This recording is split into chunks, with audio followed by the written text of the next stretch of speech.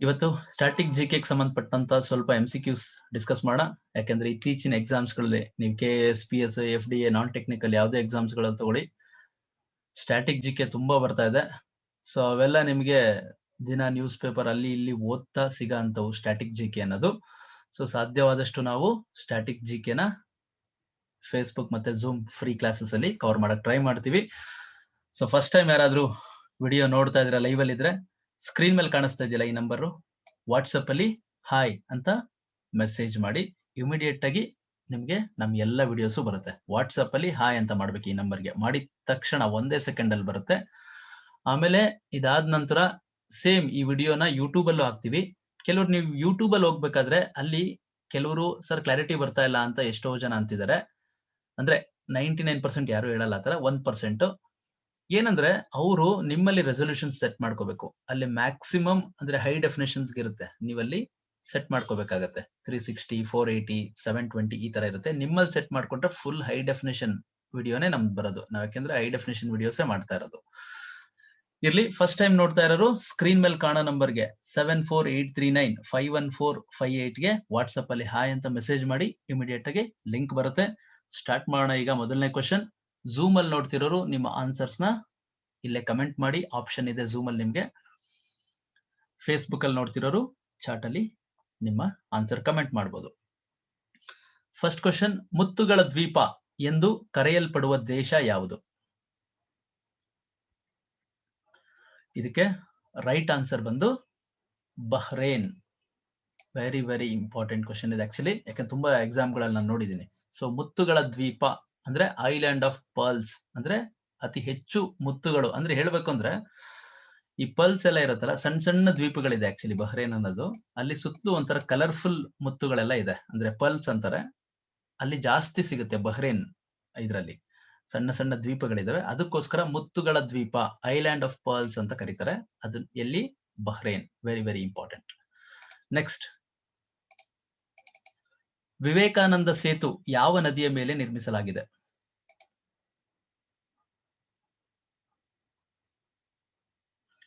ವಿವೇಕಾನಂದ ಸೇತು, ಇದಕ್ಕೆ right answer Hooghly.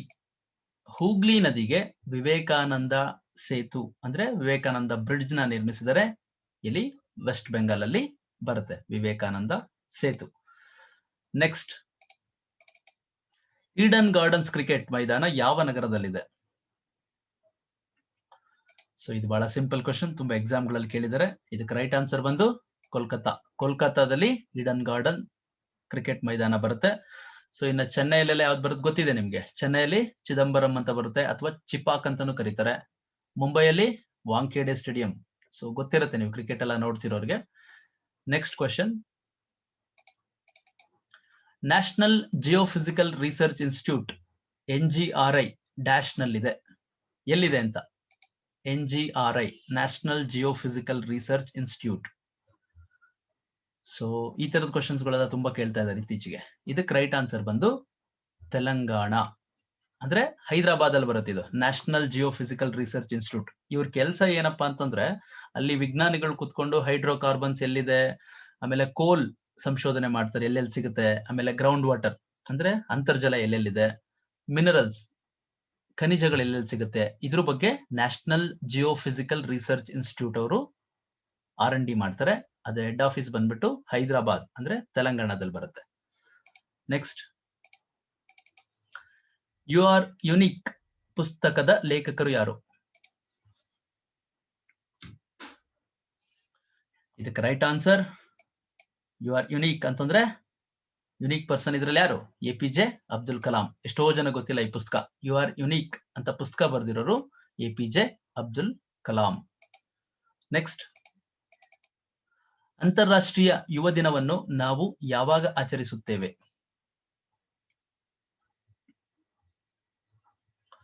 International youth day ಯಾವಾಗ ಆಚರಿಸ್ತೀವಿ ನೋಡಿ? ತುಂಬಾ ಜನ ಜನವರಿ 12 ಅಂತ ಆಗ್ತಿದ್ದಾರೆ, ತಪ್ಪು.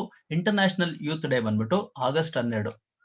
ಯುನೈಟೆಡ್ ನೇಷನ್ಸ್ ಅವರು ಆಚರಣೆ ಮಾಡೋಂತ, ಅಂದ್ರೆ ಎಲ್ಲಾ ಇದಕ್ಕೂ ಇಂಟರ್ನ್ಯಾಷನಲ್ ಲೆವೆಲ್, ಬರೀ ನಮ್ಮ ದೇಶಕ್ಕಷ್ಟೇ ಸೀಮಿತ ಅಲ್ಲ, ಇಂಟರ್ನ್ಯಾಷನಲ್ ಲೆವೆಲ್ ಅಲ್ಲಿ ಆಗಸ್ಟ್ 12 ಯುವ ದಿನವನ್ನಾಗಿ ಆಚರಣೆ ಮಾಡ್ತೀವಿ. ಈ ಜನವರಿ 12ನ್ನ ನಮ್ಮ ಭಾರತದ ಯುವ ದಿನ ಅಂದ್ರೆ ನ್ಯಾಷನಲ್ ಯೂತ್ಸ್ ಡೇ ಅಂತ ಆಚರಣೆ ಮಾಡ್ತೀವಿ. ಏನು ವಿವೇಕಾನಂದ ಅವರ ಹುಟ್ಟು ಹಬ್ಬವನ್ನ ನಮ್ಮ ನ್ಯಾಷನಲ್ ಯೂತ್ ಡೇ ಅಂದ್ಬಿಟ್ಟು ಜನವರಿ 12ರಂದು ಆಚರಣೆ ಮಾಡ್ತೀವಿ.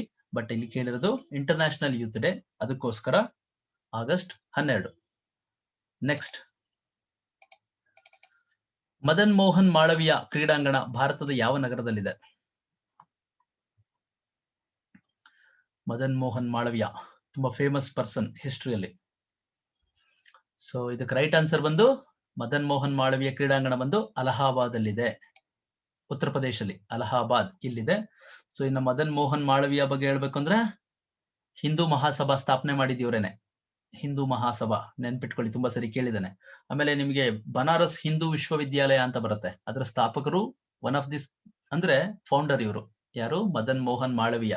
ಇವರು ಕೂಡ ಆ ಹಿಂದೂ ವಿಶ್ವವಿದ್ಯಾಲಯ ಇದೆಯಲ್ಲ ಬನಾರಸ್ ಅಲ್ಲಿ, ಅದರ ಸ್ಥಾಪನೆಗೆ ಕಾರಣಕರ್ತರು. ಸೊ ಈ ಕ್ರೀಡಾಂಗಣ ಎಲ್ಲಿ ಬರುತ್ತೆ? ಅಲಹಾಬಾದ್ ಅಲ್ಲಿ ಬರುತ್ತೆ. ನೆಕ್ಸ್ಟ್, ಸೊ ಇದು ನಮ್ಮ ಮೊಬೈಲ್ ಆನ್ಲೈನ್ ಕ್ಲಾಸ್, ರೆಗ್ಯುಲರ್ ಆಗಿ ಹೇಳ್ತಾ ಇರ್ತೀವಿ, ಯಾಕಂದ್ರೆ ತುಂಬಾ ರೆಸ್ಪಾನ್ಸ್ ಬರ್ತಾ ಇದೆ ಇತ್ತೀಚೆಗೆ. ಇಷ್ಟು ಕೂಡ ಮುಗ್ದಿರೋಂತ ಸಬ್ಜೆಕ್ಟ್ಸು. ನೀವು ಇಲ್ಲಿ ಕಾಣಿಸ್ತಾ ಇದೆಯಲ್ಲ ಈ ನಂಬರ್ಗೆ ಗೂಗಲ್ ಪೇ, ಫೋನ್ ಪೇ ಮಾಡಿಬಿಟ್ಟು ಇದೇ ನಂಬರ್ಗೆ ಸ್ಕ್ರೀನ್ ಶಾಟ್ ಕಳಿಸಿದ್ರೆ ಈ ನಂಬರ್ಗೆ ನಿಮ್ಗೆ ಎಲ್ಲ ವಿಡಿಯೋಸ್ ಅವೈಲೇಬಲ್ ಸಿಗುತ್ತೆ. ಕಂಪ್ಲೀಟ್ ಡಿಸ್ಕಷನ್ ಮಾಡಿರ್ತೀವಿ ಅಲ್ಲಿ, ಬರೀ MCQ ಅಲ್ಲ, ಅಲ್ಲಿ ಥಿಯರಿ ಡಿಸ್ಕಷನ್ ಮಾಡಿರೋದಲ್ಲಿ. ಆಯ್ತಾ? ಯಾರಾದ್ರೂ ಆಸಕ್ತರು ಜಾಯ್ನ್ ಆಗ್ಬೋದು. ಈಗ ಕರ್ನಾಟಕ ಇತಿಹಾಸ ಲೈವ್ ಆಗಿ ನಡೀತಾ ಇದೆ. ಸೇಮ್ ಈಗೇನ್ ಕ್ಲಾಸ್ ಅಲ್ಲಿ ಕೇಳ್ತಾ ಇದ್ದಿಲ್ಲ, ಇದೇ ತರ ಕ್ಲಾಸ್ ನಮ್ಮ ಮೆಂಬರ್ಸ್, ಪೇಯ್ಡ್ ಮೆಂಬರ್ಸ್ ಗೆ ನಡೀತಾ ಇದೆ. ಅವ್ರಿಗೆ ಝೂಮ್ ಲಿಂಕ್ ಅನ್ನ ಶೇರ್ ಮಾಡಿ 1-to-1 ಡಿಸ್ಕಷನ್ ಮಾಡ್ತಾ ಇದೀವಿ. ಈಗ ಅಟ್ ಪ್ರೆಸೆಂಟ್ ಇದು ನಡೀತದೆ. ಇವೆಲ್ಲ ಮುಗಿದಿದೆ. ಇನ್ನೊಂದು 2 ಮಂತ್ಸ್ ಅಲ್ಲಿ ಎಲ್ಲ ಫುಲ್ ಪ್ಯಾಕೇಜಸ್ ಸಿಗುತ್ತೆ. KS ಗೆ ಸಪರೇಟ್, PSI ಗೆ, ಪೊಲೀಸ್ಗೆ, FDA, ನಾನ್ ಟೆಕ್ನಿಕಲ್ ಗೆ ಸಪರೇಟ್ ಪ್ಯಾಕೇಜ್ ಸಿಗುತ್ತೆ ಇನ್ನೊಂದು 2 ಮಂತ್ಸ್ ಒಳಗಡೆ. ಸೊ ಆಲ್ಮೋಸ್ಟ್ 70% ಫುಲ್ ಮುಗಿದ್ಬಿಟ್ಟಿದೆ ನೋಡಿ. ಇಷ್ಟು ಸಿಲೆಬಸ್ ಆಗಿದೆ. FDA, SDA ಅಥವಾ ನಾನ್ ಟೆಕ್ನಿಕಲ್ ಟ್ರೈ ಮಾಡ್ತಿರೋರು ಇದನ್ನ ಮಿಸ್ ಮಾಡದೆ ಟ್ರೈ ಮಾಡಿ. ಸಾಮಾನ್ಯ ಕನ್ನಡ ವೆರಿ ವೆರಿ ಇಂಪಾರ್ಟೆಂಟ್, ತುಂಬಾ ಡೀಟೇಲ್ ಆಗಿ ಕವರ್ ಮಾಡಿದ್ವಿ. ಇರ್ಲಿ, ಇದು ದಿನ ಅಪ್ಡೇಟ್ಸ್ ಕೊಡ್ತಾ ಇರ್ತೀವಿ. UAE ಕರೆನ್ಸಿ ಹೆಸರು ಏನು?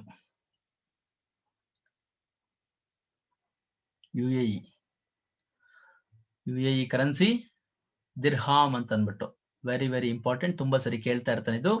ಯುನೈಟೆಡ್ ಅರಬ್ ಎಮಿರೇಟ್ಸ್ ದಿರ್ಹಾಮ್ ಅಂದ್ಬಿಟ್ಟು ಕರೆನ್ಸಿ. ಇದ್ರ ಕ್ಯಾಪಿಟಲ್ ಯಾವುದು? ಅಬುಧಾಬಿ. ಕೇಳಿದಿರಲ್ಲ, ತುಂಬಾ ಸೂಪರ್ ಆಗಿದೆ, ಎಲ್ಲ ವಿಸಿಟ್ ಮಾಡಿ, ತುಂಬಾ ಚೆನ್ನಾಗಿದೆ. ಸೊ UAE ಕರೆನ್ಸಿ ಯಾವುದು? ದಿರ್ಹಾಮ್. ನೆಕ್ಸ್ಟ್, ಬಾಗ್ಲಿಹಾರ್ ಅಣೆಕಟ್ಟು ಈ ಯಾವ ರಾಜ್ಯದಲ್ಲಿ ನೆಲೆಗೊಂಡಿದೆ?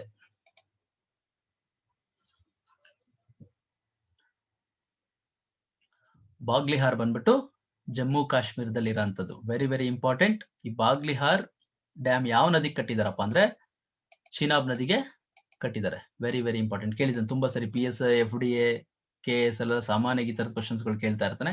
ಚಿನಾಬ್ ನದಿಗೆ ಜಮ್ಮು ಕಾಶ್ಮೀರದಲ್ಲಿ ಕಟ್ಟಿರೋಂತ ಅಣೆಕಟ್ಟು. ನೆಕ್ಸ್ಟ್, ಯಾವ ಕ್ಷೇತ್ರದಲ್ಲಿ ಅಬೆಲ್ ಪ್ರಶಸ್ತಿ ನೀಡಲಾಗುತ್ತದೆ? ಸೊ ಅಬೆಲ್ ಪ್ರಶಸ್ತಿ ಅಂದ ತಕ್ಷಣನೇ ತುಂಬಾ ಜನ ಗೊತ್ತಿದೆ, ಇದು ಗಣಿತ ಕ್ಷೇತ್ರದಲ್ಲಿ ಕೊಡ್ತಾರೆ. ಅಬೆಲ್ ಅಂದ್ರೆ ನೊಬೆಲ್ಗೆ ಈಕ್ವಲೆಂಟ್. ಇದು ಹೇಳ್ಬೇಕು ಅಂತಂದ್ರೆ ನೊಬೆಲ್ಗೆ ಈಕ್ವಲೆಂಟ್ ಅಬೆಲ್ ಪ್ರಶಸ್ತಿ. ನೆನ್ಪಿಟ್ಕೊಳ್ಳಿ, ನೊಬೆಲ್ ಪ್ರಶಸ್ತಿನ ಗಣಿತಕ್ಕೆ ಕೊಡಲ್ಲ. ಸೊ ಅದಕ್ಕೋಸ್ಕರ ನೊಬೆಲ್ಗೆ ಪರ್ಯಾಯವಾಗಿ ಅಬೆಲ್ ಪ್ರಶಸ್ತಿ ಅಂತ ಅಂದ್ಬಿಟ್ಟು ಗಣಿತಕ್ಕೆ ಕೊಡ್ತಾರೆ. ನಾರ್ವೆಯ ಒಬ್ಬ ಸೈಂಟಿಸ್ಟ್ ಅಬೆಲ್ ಅನ್ನೋರು, ಅವರ ಹೆಸರಿನಲ್ಲೇ ಈ ಅಬೆಲ್ ಪ್ರಶಸ್ತಿನ ಕೊಡ್ತಾರೆ, ಗಣಿತದಲ್ಲಿ ಸಾಧನೆ ಮಾಡಿದಂತವ್ರಿಗೆ.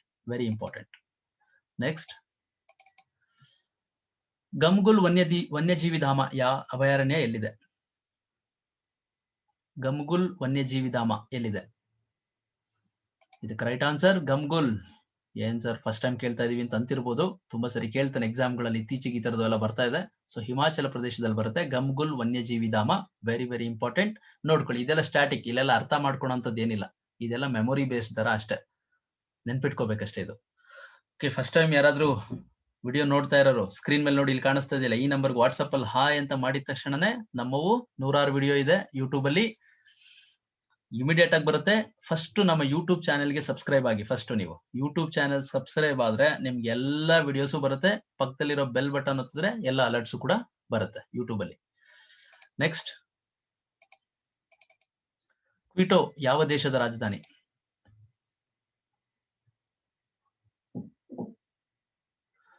ಕ್ವಿಟೋ ಬಂದ್ಬಿಟ್ಟು ಯಾವ ದೇಶದ ರಾಜಧಾನಿ ಅಂತ ಕೇಳಿದರೆ ಇದು ಈಕ್ವೆಡಾರ್. ಈಕ್ವೆಡಾರ್ನ ರಾಜಧಾನಿ ಬಂದು ಕ್ವಿಟೋ. ಯಾಕಂದ್ರೆ ಇಂಥವೆಲ್ಲ ನೀವು ನೋಡಕ್ಕೆ ಹೋಗಿರಲ್ಲ. ಫಸ್ಟ್ ಆಫ್ ಆಲ್ ಎಷ್ಟೋ ಜನಕ್ಕೆ ಕ್ವಿಟೋ ಎಲ್ಲಿ ಬರುತ್ತೆ ಅಂತಾನೆ ಗೊತ್ತಿರಲ್ಲ. ಸೊ ಇದು ಮೇಲ್ಗಡೆ ನಾರ್ತ್ ಅಮೆರಿಕಾ, ಕೆಳಗಡೆ ಸೌತ್ ಅಮೆರಿಕಾ, ಇಲ್ಲಿ ಬರುತ್ತೆ ಮೇಲ್ಗಡೆ. ವರ್ಲ್ಡ್ ಜಿಯೋಗ್ರಫಿ ಯಾರು ನೋಡಿಲ್ಲ ಅಂದ್ರೆ ನಮ್ ವಿಡಿಯೋ ನೋಡಿ, ನಮ್ಮ ಪೇಯ್ಡ್ ವಿಡಿಯೋಸ್ ಇದೆ. ವರ್ಲ್ಡ್ ಜಿಯೋಗ್ರಫಿ ಎಲ್ಲ ತಗೊಂಡು 500 ಇದೆ. ಫುಲ್ ಡಿಟೈಲ್ ಆಗಿ ಕವರ್ ಆಗಿದೆ. ಎಲ್ಲ ದೇಶಗಳು, ಎಲ್ಲ ಕಾಂಟಿನೆಂಟ್ಸ್ ನೋಡ್ಬೋದು. ಸ್ಯಾಂಪಲ್ ವಿಡಿಯೋಸ್ ಕೆಲವು ಯೂಟ್ಯೂಬ್ ಅಲ್ಲಿ ಇದೆ, ನೋಡ್ಬಿಟ್ಟು ಜಾಯ್ನ್ ಆಗಿ. ಇರ್ಲಿ, ಕ್ವಿಟೋ ಈಕ್ವೆಡಾರ್ನ ರಾಜಧಾನಿ. ನೆಕ್ಸ್ಟ್, ಬಿಲಾಸ್ಪುರ್ ಡ್ಯಾಮ್ ಯಾವ ರಾಜ್ಯದಲ್ಲಿದೆ? Bilaspur dam. So Bilaspur dam ಬರೋದು ರಾಜಸ್ಥಾನದಲ್ಲಿ ಬರುತ್ತೆ. Very important. ಯಾವ ನದಿ ಗೊತ್ತಾ? ಯಾರ ಕಮೆಂಟ್ ಮಾಡ್ತೀರಾ? ಯಾರು ಮಾಡಲ್ಲ ಬಿಡಿ. ಬನಾಸ್ ಅಂತ ಒಂದು ರಿವರ್ ಬರುತ್ತೆ ರಾಜಸ್ಥಾನದಲ್ಲಿ. ಬನಾಸ್ ಅಂತ ಒಂದು ರಿವರ್ ಬರುತ್ತೆ, ಸಣ್ಣ ರಿವರ್. ಇದು ಚಂಬಲ್ ನದಿ ಗೊತ್ತಲ್ಲ, ಚಂಬಲ್ನ ಉಪನದಿ ಇದು. Very important. ಚಂಬಲ್ನ ಉಪನದಿ ಬನಾಸ್ ಅನ್ನೋದು. ಸೊ ಈ ಬನಾಸ್ ನದಿಗೆ ಬಿಲಾಸ್ಪುರ್ ಡ್ಯಾಮ್ ಅಂತ ಕಟ್ಟಿದ್ದಾರೆ. ಎಲ್ಲಿ ಬರುತ್ತೆ? ರಾಜಸ್ಥಾನದಲ್ಲಿ. ನೆಕ್ಸ್ಟ್, ದೋಹಾ ಯಾವ ದೇಶದ ರಾಜಧಾನಿ?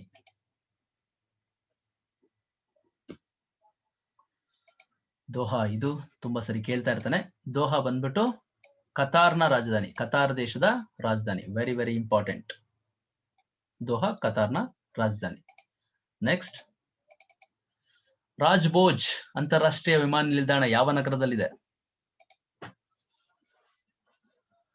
ರಾಜ್ಭೋಜ್ ಅಂತಾರಾಷ್ಟ್ರೀಯ ವಿಮಾನ ನಿಲ್ದಾಣ ಎಲ್ಲಿ ಬರುತ್ತೆ? ಭೋಪಾಲ್ ಅಲ್ಲಿ ಬರುತ್ತೆ.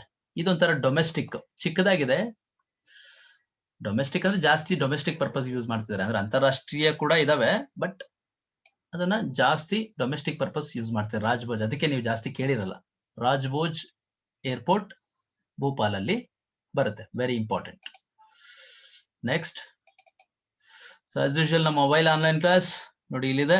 ತಗೊಂಡವರು ತುಂಬಾ ಹಾಟ್ ಇದರಲ್ಲಿ ಓಡ್ತಾ ಇದೆ. ಸ್ಪರ್ಧಾ ಚಿಗುರು ಮೊಬೈಲ್ ಆನ್ಲೈನ್ ಕ್ಲಾಸ್ ಇತ್ತೀಚೆಗೆ. ಸೊ ಆಸಕ್ತರು ನೀವು ಎಲ್ಲಿ ಕೂತಿದ್ರೆ ಅದೇ ಜಾಗದಿಂದನೇ ಎಲ್ಲಾ ಕಾಂಪಿಟೇಟಿವ್ ಎಕ್ಸಾಮ್ಸ್ಗೂ ತಯಾರಿ ಮಾಡ್ಬೋದು. ಬಹಳ ಟಾಪ್ ರೇಟೆಡ್ ಯೂಟ್ಯೂಬ್ ವಿಡಿಯೋಸ್ ಎಲ್ಲ ನೋಡಿದೀರಾ ನೀವು. ಅದು ನಾವೇನು ಹೇಳೋಂಥದ್ದಿಲ್ಲ, 100 ವಿಡಿಯೋ ಇದೆ, ಅದನ್ನ ನೋಡ್ಕೊಂಡು ಜಾಯ್ನ್ ಆಗ್ಬೋದು.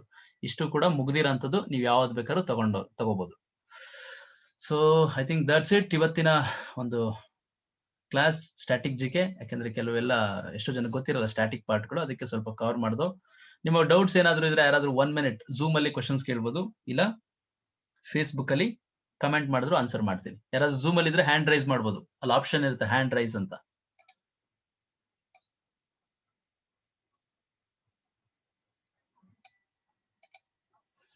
ಯಾರಿಗೂ ಡೌಟ್ ಇಲ್ವಾ?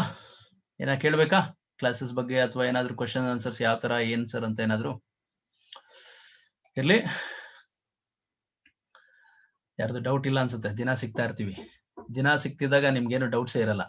ಸೊ ಎನಿವೆ ಇರ್ಲಿ, ಸಂಡೇ ಸಖತ್ ಎಂಜಾಯ್ ಮಾಡಿ, ಚೆನ್ನಾಗಿ ಊಟ ಮಾಡಿ, ಸಂಡೇ ಸ್ಪೆಷಲ್ ಚೆನ್ನಾಗಿ ತಿಂದು ಖಡಕ್ಕಾಗಿ ಚೆನ್ನಾಗಿ ಓದ್ಕೊಳ್ಳಿ ಆಯ್ತಾ. ಚೆನ್ನಾಗಿ ಓದಿ ಸಕ್ಸಸ್ ಆಗಿ ಬೇಗ. ನೆಕ್ಸ್ಟ್ ಎಲ್ಲ PSI ಎಲ್ಲ ಇನ್ನೇನು ನೋಟಿಫಿಕೇಶನ್ ರೆಡಿ ಇದೆಯಂತೆ. ಮತ್ತೆ FDA ಬೇರೆ ಎಕ್ಸಾಮ್ ಬರ್ತಾ ಇದೆ. FDA SDA ನಾನ್ ಟೆಕ್ನಿಕಲ್ ಎಲ್ಲ ಕೂಡ ಚೆನ್ನಾಗಿ ಪ್ರಿಪೇರ್ ಆಗಿ. So all the very best. ಸಿಗೋಣ ನೆಕ್ಸ್ಟ್ ಯಾವ್ದಾದ್ರು ಫ್ರೀ ಕ್ಲಾಸ್ ತಗೊಂಡಾಗ. ನಾವೀಗ ಸ್ವಲ್ಪ ಕರ್ನಾಟಕ ಇತಿಹಾಸ ಲೈವ್ ಕ್ಲಾಸ್ ಆ ಕಡೆ ಬಿಸಿ ಇದೀವಿ. ಇವತ್ತು ಸ್ವಲ್ಪ ಫ್ರೀ ಇದೆ, ಅದಕ್ಕೆ ಸ್ವಲ್ಪ ಕ್ವಶನ್ ಆನ್ಸರ್ಸ್ ಹಾಕೊಂಡು ನಿಮ್ ಜೊತೆ ಕಾಲ ಕಳೆದೆ. Anyway thank you. ಸಿಗೋಣ, ಎಂಜಾಯ್ ಮಾಡಿ.